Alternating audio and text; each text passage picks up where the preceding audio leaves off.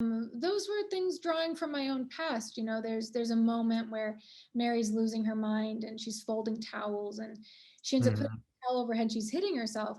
So I didn't tell anyone I was going to do that. Hey, Molly, how's it going? Good. How are you? Good. Where are you at? Los Angeles. Oh, very nice. I love your background. I didn't know where you were. I thought you're maybe somewhere on set or some fancy location. Well, I'm at the great Persona PR offices with this beautiful mural behind me. There you go. They do it good. So I expected a C in your name, also, but I don't see it on the thing. I wonder what it was. I was going to ask you, what does a C stand in your name, Molly C. Quinn? Yeah. So my middle name is Caitlin. Ah, okay. Yeah, my Catholic name, because my father is Catholic, is actually Mary Catherine. But for the normal life, I guess I go by Yeah. Molly Caitlin. There you go. Okay, good. I got it covered up because I always noticed it, but I wasn't sure what it stood for. It's a silly thing, but like basically, when you're an actor and you're registering, like there was a Molly Quinn already, so Uh-huh. it's like John C. Riley, Molly C. Quinn. Like it differentiates you for billing and stuff like that. Yeah, that makes sense in that case. It's boring, Yeah, but that's why it's like that. you mentioned the Catholic part, which drives me right into what we're talking about today. How did your family feel about you fighting off demonic possessions, playing a nun? How did that go over in a household? Yeah, well, it might not surprise you. I don't talk to my parents very much. They don't really know um, about this movie. Well, surprise, surprise. Yeah, it's what we wanted to do with Agnes, like we wanted to give like an interesting horror movie, and then we also Mhm. wanted to dive into religion and how people deal with guilt and how negative those effects can be. And sometimes when you're talking about a movie, when people just hear it's horror, they don't have the patience to listen to what you're actually wanting to make. So I've learned to only share my art and life with people who appreciate it. That's well said. And there's a lot to do, out there. I feel like every movie somehow impacts someone or like reminds them of something in that essence. How did this movie originally strike? When you got the script, I mean, you're playing a nun here, which is, an interesting role to begin with, to play a nun. But and sort of like, were you aware? First of all, are you a fan of the genre? Because we've seen a lot of possession movies and sort of these genre. You think of the Exorcist and the Conjuring movies in a way too. There's a lot of these in that form. Are you a fan of the genre? And what was kind of your approach initially? Having to play a nun, which is I would feel would be interesting as an actor. I love horror and I love possession. It's my favorite genre. Oh wow, right up your alley then. Perfect. Terrified of it, obsessed with it. The Possession of Emily Rose is my Mm-hmm. movie because of the way Scott Derrickson, the director, like turned it, like being aware of God. Like this possession is awful and you're suffering, you're a martyr, but you are blessed because you are aware that God exists. Mm-hmm. How twisted that is. Like it makes me so sad, and it's like such a good point, but it's terrifying. And so when Quagmire was looking to do a horror movie, we wanted something that was just a little different. And we had seen Climate of the Hunter and were really intrigued by it. So we were excited to read Agnes off the bat. And then you're reading it and you're like, okay, this is a possession movie. I'm a nun. And then Mary just gets up and leaves.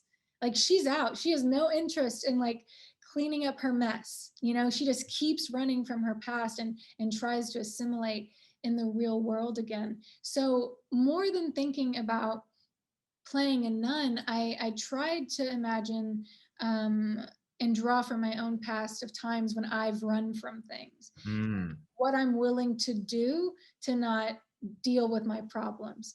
And Mary, takes it to such an extreme step where she joins a religious order. Like she really puts in the work to be left alone to contemplate her son that she had, you know, because Yeah. she's there to be left alone and just think about her son all day long.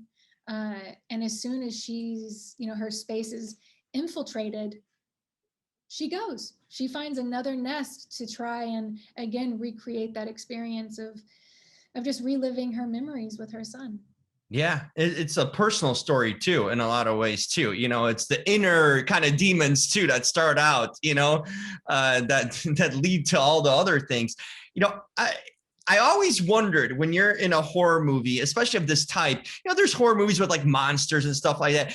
But when it comes to possession, it feels more real. At least when you're watching it, if it's more freakier, it's more because it's based in reality. Like, you know, exorcisms are real. Like this stuff has happened, you know, and when you kind of always involve the church, there's that's freakier element to it.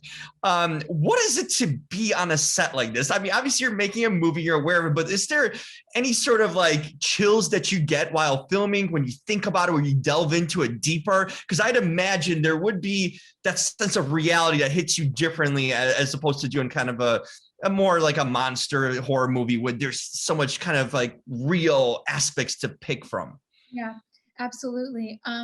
Your heart rate is elevated like you're constantly running. You are, Wow. at least for me. I It probably would be for me too. So constantly unsettled, constantly feeling like I was having to look over my shoulder. I did not sleep a lot. I had very troubled sleep because I just took my work home. wow. And then a little tidbit: the mansion that is our convent Mm-hmm. had a third floor. It was like a basement, and we were scouting it to see if we wanted to shoot there. And the door to the basement on its own just closed behind us and left us in the dark.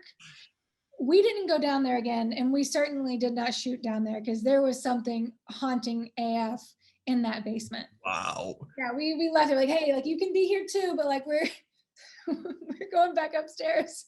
Mm-hmm. See that sort of stuff. Wow, you mentioned taking it home. Like I was wondering when you delve in, especially when you're one of those kind of actors, or maybe more method or whatnot, or really gears, you know, deep into a role. How do you differentiate? That must be kind of tough to be on set and then kind of also like how do you turn it off? You know, was this the first time you kind of went through something like that where it kind of took you home with you, the role and kind of what you're doing, or have you experienced that before? Well, with every character I've been lucky enough to play, I try to make them as individual as possible. I write like diaries for them. I try to think like what it is about their life that's different than mine, that makes them tick, the thing that motivates them most. So because I do that work, um, I live with all my characters. Like they're kind of like Mhm. my imaginary friends. Like I'm never really able to let them go. And Mary was definitely so far the most intense of that. And I still live with her. Like she's kind of like my own personal demon now. Like she's just always with me. So I was never able to turn off. Uh, but then the added difficulty on this movie was on top of wanting to give Mary everything I could as an actor, I was producing this film. So Mm. I I was making sure we were getting all of our shots done, that we were running on time. I was making sure all of our other actors were comfortable and that we were all rehearsing together. There were days when we just ran out of time. So I would have to meet up with my partners and Mickey right there on set and go, okay, we don't have time to shoot these two scenes. Let's get creative and turn them into one. And so a lot of problem solving along with continuing to be Mary. So and never a switch off, but every now and then I could kind of just push her over a centimeter so I could handle all the other business of making the full movie. Wow. Did it bring out something in you that you kind of like, you know, whether it's a self-realization, just the whole role and whole experience, anything that stood out to you that this film sort of brought out in you that maybe was kind of in your past or something something maybe new that you recognize, anything that stood out to you during this whole experience in a sense, from start to finish? Yeah, I'll give you two. There's a good positive one and there's a good negative one. The positive one was I realized, and it took my partners really bringing it to light, but I realized that I'm much more capable than I give myself credit for being. And that was really nice. I'm Mhm. very proud of our movie and proud of how it turned out and proud of the work that I put into it. And then the negative, in a sense, would be that, you know, every day, going to the depths of despair and kind of insanity that Mary starts to have. Those were things drawing from my own past. There's a moment where Mary's losing her mind and she's folding towels and she ends up putting Mhm. a towel over her head. She's hitting herself. So I didn't tell anyone I was going to do that. Oh, Um, wow. because that's something that I realized in the moment. Like, basically, Mickey called action, and I had this flashback to a memory of me as a kid when I felt out of control. I would hit myself. That's something I would do. So remembering that and then using that in the moment, I called my therapist right after and was like, "We need to talk. We got some things we need to." Good call. Good call right there. Nothing was off limits. You know what I mean? Like, sometimes you work on characters and things are off limits and it's easier to do. And for this, I was like, nothing can be off limits. Like, you need to dive all the way back to everything you've ever gone through to make this Wow. as unique as I knew it could be. So And we see it, to to God. thanks to yeah, through all your hardships and sorrows, we get to enjoy a great performance. So on the last part, I'm curious. I've been a fan of your work through Castle, and I mean, we're the Millers. I mean, that's such one of my favorite comedies over the years. And it's cool to see you kind of grow up on screen. This was much more like a mature role for you. Like, you used to play kind of a younger, a daughter or whatnot. But now I like to see that maturity in your career, like this second phase almost in your career. I'm curious, what do you like to do for fun? What are some of your interests and hobbies? Like, when you're to get away from these characters in a sense, sometimes as much as you can, since you go in so deep into them. Do you have any sort of kind of getaways or things to clear your head that you enjoy doing? Absolutely.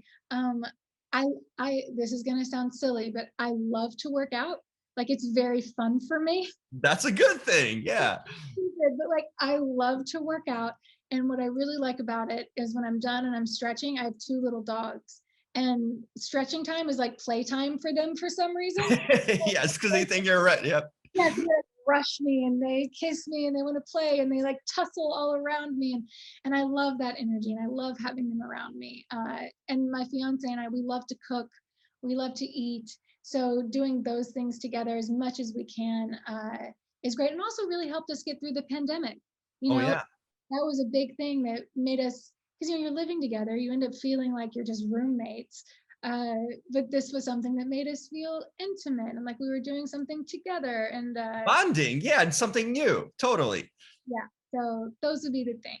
Oh, Yes. I got to follow. Me too. I mean, I got an air fryer. I started cooking for the first time, figuring out how to do things. But what's Molly's favorite thing to cook up? What have you during this time? What is one thing you mastered or feel comfortable making? Oh, well, I'm very good. I'm a very good cook. Good to know. But one of my favorite nights, I think, if we're really like pulling out all the stops, is I make a tomato sauce from scratch. Takes like a couple hours, and I Hmm. just producing it. Alon, my fiance, and I will make pasta from scratch again. So we'll like Wow. roll the dough, and we have a little pasta tree where you like hang the pasta on it, and then we'll make different Right. types of meatball, like a lamb and pork meatball. So like that's the really, that's a 4-star night, just the preparation and the eating it. Sounds like it. I'm like a spaghetti aficionado, so this sounds very impressive. So, and a lot of work too, because I'd imagine, when you have the noodles, spaghetti already, just toss it in a pan. No, you're doing it from scratch. So that's impressive right there, Molly. Thank you so much for taking time to talk to me. Enjoyed the film for sure. I enjoyed the genre in general. I thought you just did a tremendous job. It was so interesting and compelling, the character and the story. And like I said, it's cool to see in a new phase in your career kind of mature on screen, and keep up the great work, because you're doing really well. Thank you. Thank you so much. I really appreciate that. Absolutely. Talk soon again. Hope Yeah. to connect. Yes.